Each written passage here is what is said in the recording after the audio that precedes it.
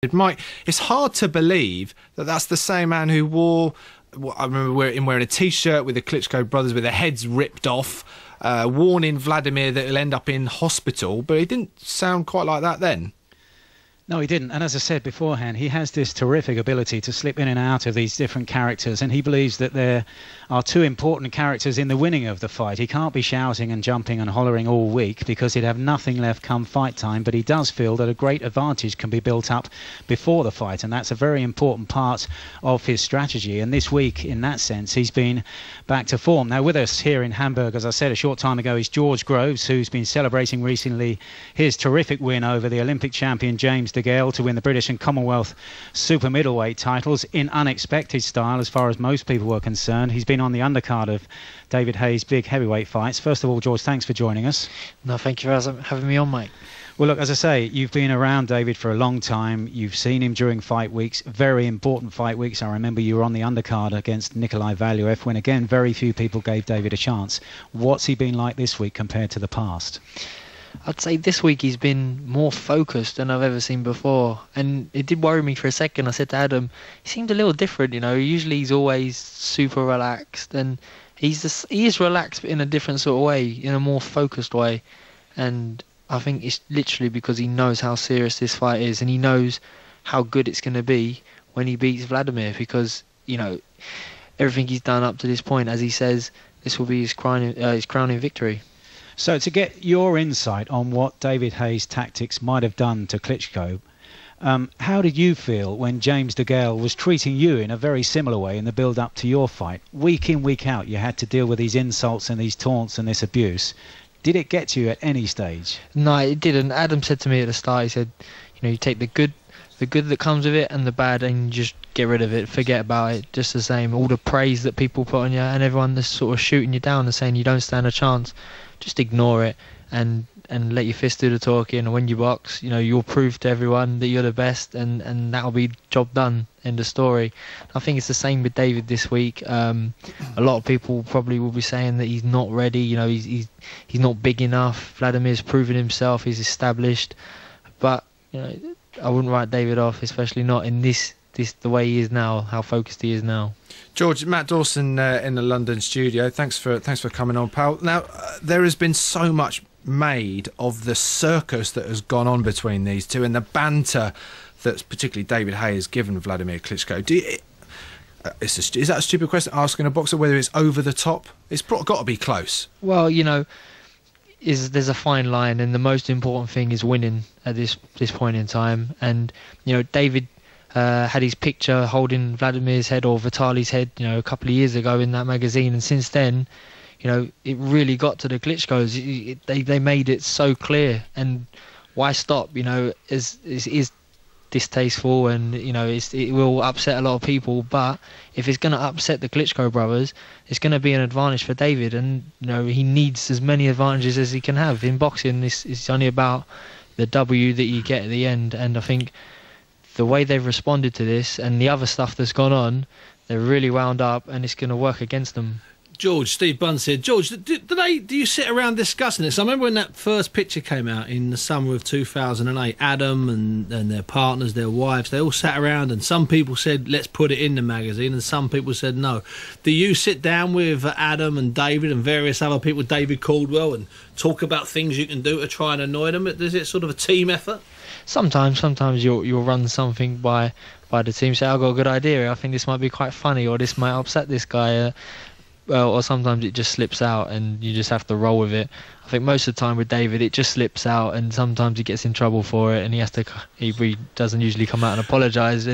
He knows what's right, what's wrong, and when he says something that is always with an intent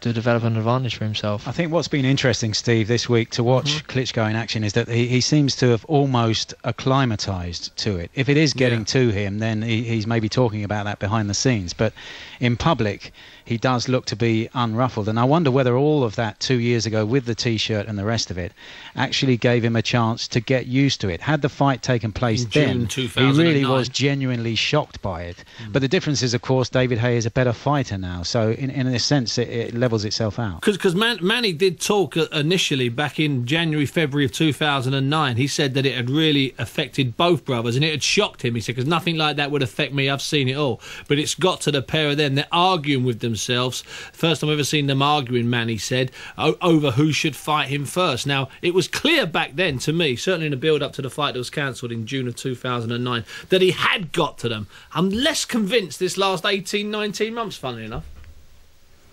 Yeah, and Emmanuel Stewart has been saying that he hasn't seen Wladimir Klitschko so riled up since he won the title for a second time in 2006 when he beat an American called Chris Bird. And the Bird family in general were making real pests of themselves in the build-up, with similar taunts and abuse to the type that we've heard in the build-up to this fight. And he said that on that occasion, Wladimir was so riled up that he did almost act out of character in the ring and was more aggressive than he's been at any time before or since. So there is just a chance that what David has been doing can backfire and that Wladimir Klitschko gets more and more aggressive. Although, you know, when you look at his back catalogue of fights, you can't see him doing anything different to what he's been doing certainly for the last 5 years in this second reign as champion. And he's had 9 defences, so he's had plenty of chances against plenty of different types of opponent to do something different, but he doesn't. There's a lot of chat, George, the domestic rivalry between yourself and James DeGale when you had the fight last month. How tough was it controlling your emotions, if anything else? Yeah, I knew that James would be my toughest challenge emotionally, not necessarily technically or even in a boxing sense, but dealing with your emotions, making sure that you don't throw a punch because you hate the guy, because you want to smash his face in. Having that ability is going to be key in a big fight, and it's going to be a key for Wladimir. He can't become emotionally involved and want to tear into David, because that's not the sort of fighter he is. He's a negative fighter. As Mike said earlier, he's been very dominant. He's won his last X amount of fights over the years with a negative style. So if he's going to come out and want to hurt David, that could work against him. Try and put us into that ring, George, when you just described brilliantly when you want to punch someone's head in because they've wound you up so much. How does it feel when you're in the ring and you have that opportunity, but you've got to choke back? Yeah, I think you have to be serious. You have to let your head rule your heart. And for example, when I was boxing DeGale, I was told if you land something hard and you hurt him, don't rush in, be patient. We saw Barrera do it against Naz. That was the fight that I watched, the morning of my big fight, was that every time he landed on Naz, every time he hurt him, he didn't go steaming in. He stayed nice and calm, composed, and he stuck to his boxing. With these two guys that we got Saturday, I'm not sure that's going to happen, because they are very good finishers, and they are, going to be in the heat of the moment. If one of them gets hurt or gets buzzed, they're going to go flying in for the kill. I think that's what's the most exciting thing about this fight. You were choreographing moves for that fight, and David, I know, has been doing the same for this fight. How difficult, though, under the pressure, under the big lights, is it to replicate what you've been doing time and time and time again in the ring? Drills, but then reproducing those is something different, isn't it? Yeah, as long as you're controlling the fight the way you want it to be, you can either it's controlling the pace of the fight or just the center of the ring. It becomes a lot easier. When it's not working for you, you tend to revert back to your natural type, and I think that's what's going to happen with this fight weekend. I think if David can force Wladimir into a position that he doesn't want to be in, or into a style of fight that he doesn't want to do, he's going to revert back to type and become a negative fighter, and I think that's going to work against him, because if you put down to which one of the two lands first, and Wladimir gets hit and gets hurt and he goes into his shell, whereas if David gets hit and he might get a bit wobbled, he's not going to be thinking about recovering, he's going to be thinking about getting his fist as fast as he can to Vladimir's chin. So I think that could be the deciding factor as well. George, do you enjoy watching your mates fight?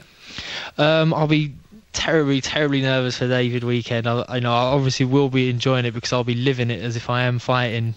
But it's out of my personal control. David gets in the ring and he throws the punches, and I can't do anything about that. So for me, that makes it more nerve-wracking.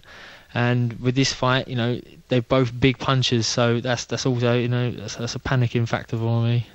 Guys, there are 2 boxers in this fight of the weekend. So after the news, we are going to talk about Haye's opponent on Saturday, Wladimir Klitschko.